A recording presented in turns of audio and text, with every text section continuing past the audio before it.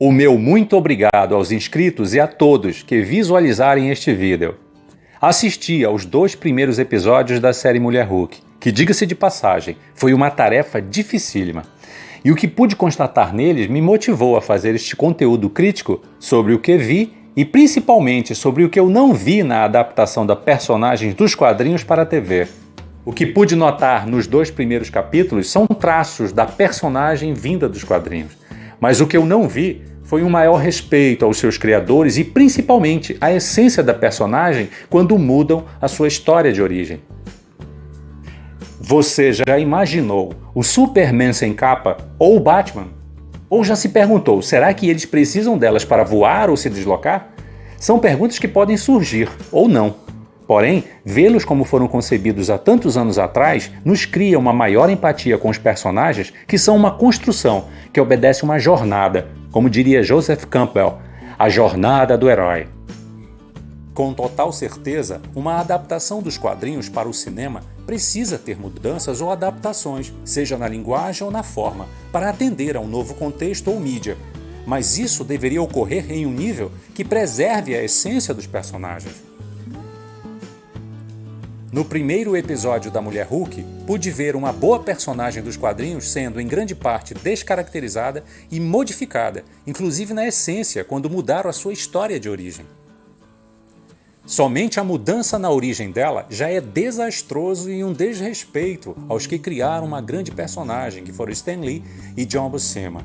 Acredito que também representa uma falha com os leitores, que um dia já tiveram a oportunidade de acompanhar a verdadeira história de origem da Mulher Hulk. Assistir ao primeiro episódio foi tão complicado que enquanto a personagem interagia com a quarta parede, do mesmo modo que faz a personagem nos quadrinhos, eu também olhava para a minha parede, para tentar desviar o olhar por estar incomodado com o direcionamento que estava sendo dado a ela. Acredito que tudo seja mais difícil de compreender na mudança que foi feita, porque diferente de um longa-metragem ou de um filme, uma série permite muito mais a construção gradativa de um personagem ao longo de vários capítulos ou temporadas, o que é bem mais fácil e melhor para conceber uma verdadeira jornada de um herói. Me esforcei bastante para tentar rir das piadas sem graça, ou do mau gosto das cenas em que o Hulk estava mais preocupado com o bar e bebidas e não em salvar o planeta ou algo do tipo. Aliás, se a série parece se destinar a um público mais infantil, por que inserir no contexto esse teor alcoólico no episódio? Inclusive, neste ponto específico da série, a Mulher Hulk poderia muito bem falar para a quarta parede e dizer: não façam isso em casa, crianças. Se não bastasse terem feito uma infeliz segunda via de identidade para a origem dela, ainda carregaram a personagem de um humor duvidoso, que não ajudou a criar uma empatia maior com a personagem que, como disse antes, fazia com que eu desviasse meu olhar cada vez mais da TV para a parede. Claro que é bem legal ver super-heróis em situações cotidianas, mas poderia ser mostrado esse lado em momentos que ajudassem a entender um pouco mais as características psicológicas deles, e não as futilidades que nada tem de heróica ou interessante. São 2 personagens que vivem dramas, e não uma comédia rasgada. Claro que tem que haver pequenos momentos de alívio cômico, ainda mais em obras adaptadas dos quadrinhos. Afinal, comics tem significado e tradução de cômico também. Imaginei que os possíveis problemas na série seriam apenas atribuídos à má construção do design da personagem pelo CGI, como muitos afirmavam semanas antes. Porém, este não foi o maior problema. Afinal, pelo menos para mim, o importante seria uma boa e fiel adaptação e enredo, vindo dos quadrinhos para a tela. Claro que um excelente trabalho de construção visual da personagem ajudaria ainda mais na imersão do espectador ao enredo e à obra como um todo. Mas ver a transformação da personagem She-Hulk da série me fez sentir falta da transformação orgânica do Hulk de Lou Ferrigno e Bill Bixby, porque me fazia conectar muito mais com a história e personagens.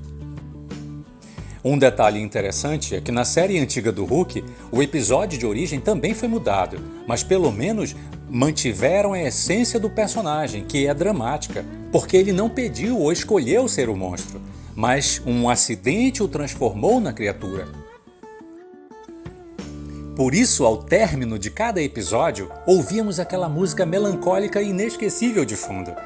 que ao mesmo tempo criava um ambiente necessário na construção de um drama que vivia o personagem David Banner, que não podia ter uma vida normal e nem criar raízes em lugar algum, onde sua presença fatalmente faria o Hulk causar algum nível de estrago, mesmo que fosse por algum bom motivo. Muito menos o Hulk poderia ter uma vida como a criatura verde, porque logo o cientista assume a sua forma e ele continuará preso dentro do cientista e o cientista preso dentro do monstro. Mas como a proposta da série Mulher Hulk é mais para a comédia do que para um drama, isso me fez lembrar um pouco a série Super-Herói Americano. Ou então seria muito mais legal se a transformação de Jennifer Walters se parecesse com a de Jel Lewis em O Professor Aloprado, porque nesta engraçada situação, pelo menos o Jel Lewis sabia fazer como poucos o verdadeiro humor e sem CGI. Por enquanto, a Mulher Hulk da série de TV não tem nada de sensacional, e o Hulk muito menos de incrível, nesta fase pensante e racional deste personagem, que em grande parte era incrível justamente por ser irracional. São dois heróis grandiosos que foram sendo construídos ao longo de décadas por verdadeiros artistas e que estão sendo modificados hoje sem levar em consideração que não deveria haver mudanças muito bruscas na essência deles. E quem está atento e acompanha um pouco das obras dos quadrinhos ou personagens do cinema já notou que são modificações ideológicas ou de outros tipos que estão ocorrendo em várias obras, seja na essência, forma ou conteúdo. E acredito que será essa a dinâmica de muitas outras que virão pela frente. E ao meu ver, isso é uma pena e um grande desperdício.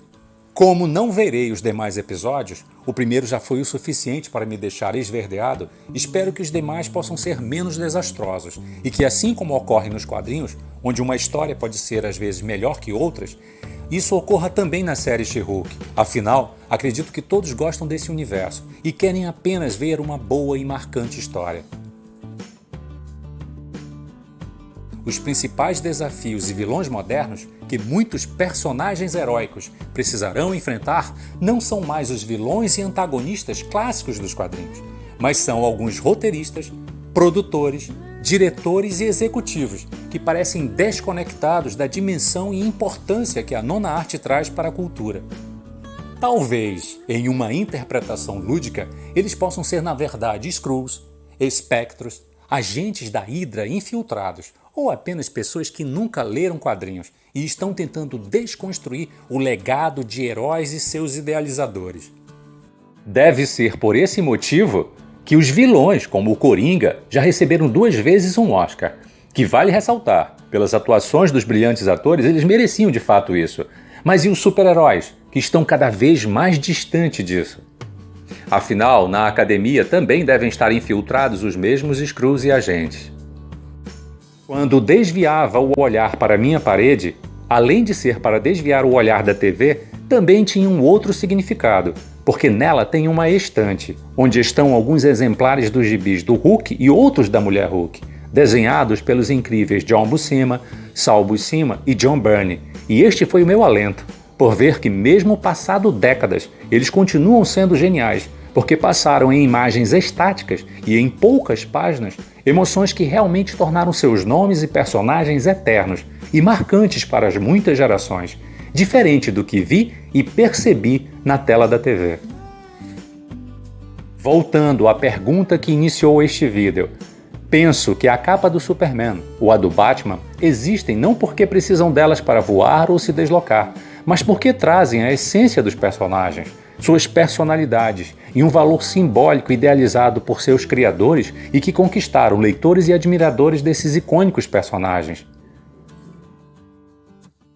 Se você acompanhou este vídeo até aqui, muito obrigado pela paciência e se desejar deixar seu comentário e impressões sobre a série ou tema correlacionado, será sem dúvida muito importante. Obrigado.